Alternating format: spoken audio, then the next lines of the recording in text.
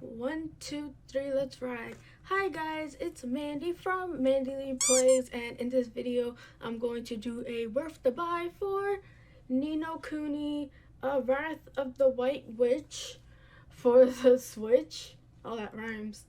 And yeah, so with all that being said, let's get into it.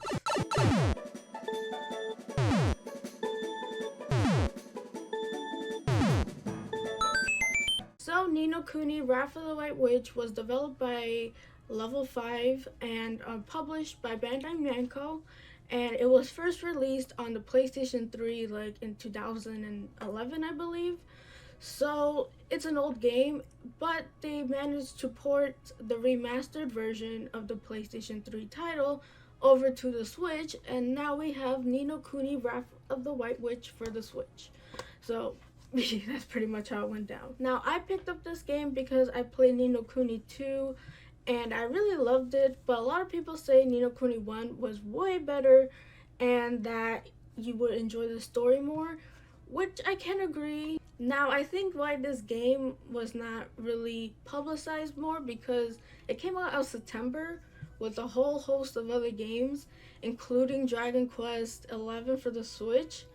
So with JRPGs, you have to put a lot of time and investment into one. So with Dragon Quest, a lot of people chose to put a lot of time and effort into that one. So this game kind of went to the back burner for some people.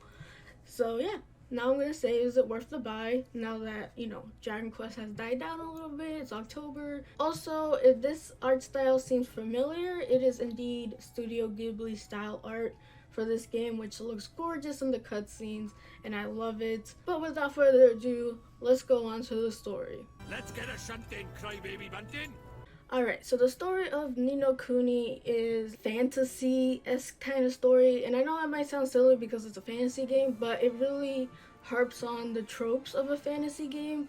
This story is very whimsical, very childish, fantasy-esque thing going there, and I love it. It's honestly very heartwarming. So at the beginning of the story, we follow our protagonist named Oliver.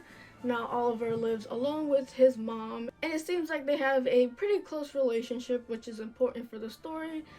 But needless to say, he wants to go out and ride this kind of go-kart with his friend, and he knows his mom might not say yes. So like any other kid, he starts to plan out how to sneak out of the house, and he successfully sneaks out of the house. Now this is the part where kind of the fantasy comes in, because you have this cutscene where the White Witch, I believe, is planning her scheme to thwart the Chosen One. So things go into motion, and Oliver is riding his friend's car, go-kart thing, and it breaks, and he falls into a river and starts to drown. So his mom got this kind of dream thing where her son is in danger, so she goes looking for him. She finds him, rescues him out of the water. He's good. Everyone's okay. But then his mom suffers a heart attack, and she dies soon after, which really happens really fast. So that's not a spoiler. But then his tears go on this doll that his mom made for him, and he turns into a fairy. Now, these fairies do not look like any other fairy you would think about in a fantasy world, but way better looking than the fairies from Ocarina of Time Majora's Mask. So, yeah, I guess fairies don't really have to look good. So this Welsh-speaking fairy starts to, tell him how to go into this fantasy world to save his mom and all that. So that's what you do. You go open the gate and you're onto a different world. Quite literally, you just land in a stampede out of nowhere. So that's kind of the gist of the beginning of the story, and you're on an adventure to save your mother's doppelganger. So Drippy explains how this whole parallel world thing works, where a character looks like a different character in the fantasy world. People in your world and my world are connected, which means people from over by here have another version of themselves over by there, called a soulmate, see? So now you're hoisted into this fantasy world, and you're given a whole bunch of spells. You start going on adventures and getting more powerful to defeat the evil sorcerer and the evil witch and all that stuff. So the story is very, very whimsical and fun. I really like it. I hope this summary did it justice. I mean, There's a lot going on in the game. I can't really summarize it all in one go, but that's just the gist of it. And yeah, so that is the story thus far. And also the cutscenes with the Studio Ghibli art style look fantastic. Alright, so now on to the gameplay. And the stronger you get, the harder he's gonna hit as well. So the gameplay of this game is very weird. There's a lot to explain, and there's a lot of aspects that go into the actual gameplay mechanics, but I'm just gonna try my best to summarize it. But with that being said, I did like Ni no Kuni's 2 gameplay way better. It was more simplified, but Ni no Kuni 1 is very weird.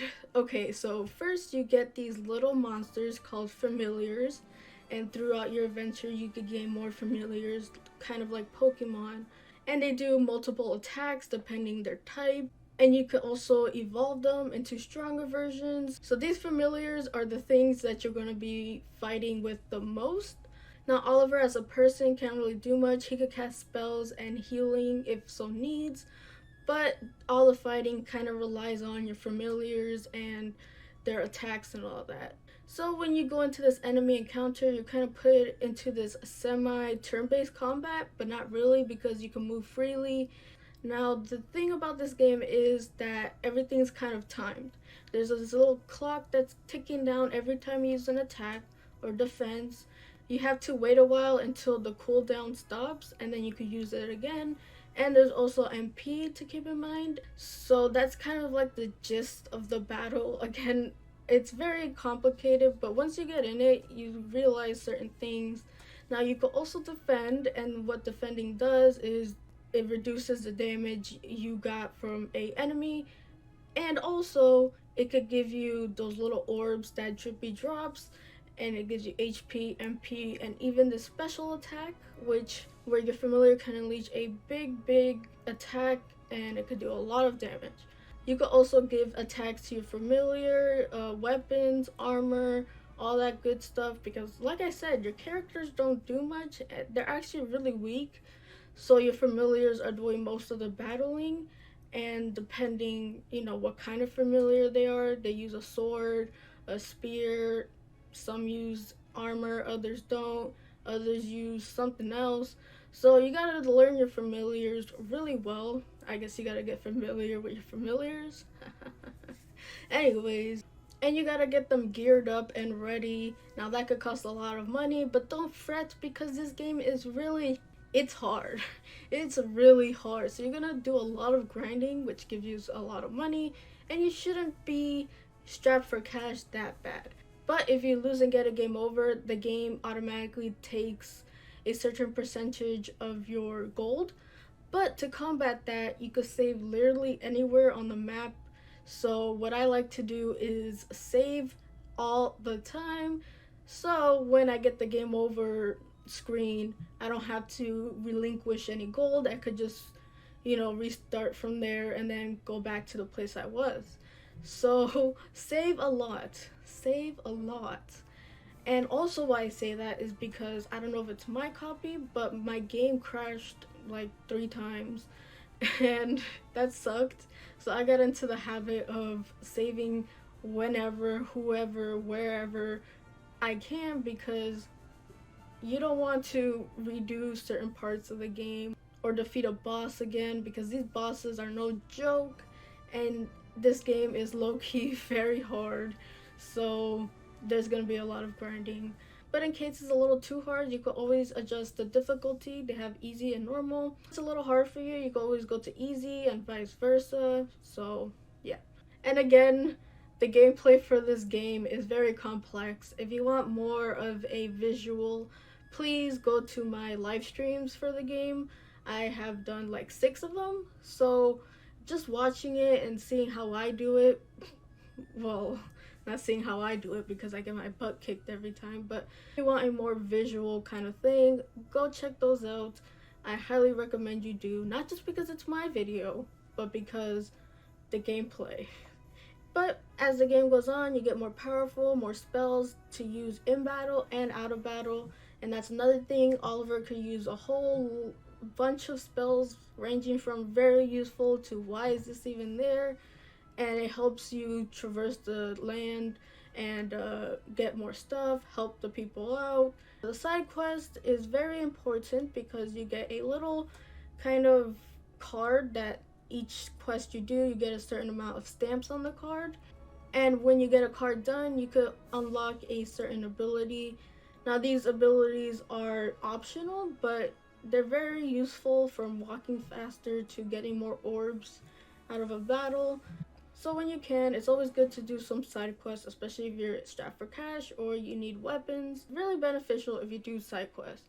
They could be a little annoying, especially in the part where you can't fast travel, but please do them if you can, because you do get some really good rewards out of them that would help you with the game. So that is it for the gameplay. You do get companions along the way, and they have their own familiars and things like that, and they have their own quirks.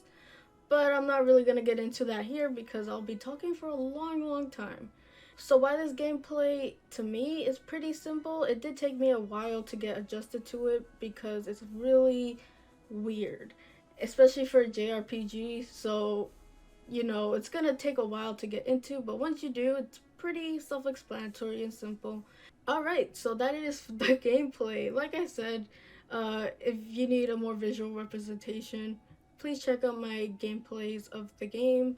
So is Ni no Kuni worth the buy? I say yes, but again, I don't know if it was my copy, but this game did crash on me 3 times. It hasn't done that again yet, but keep in mind that that probably would be a thing.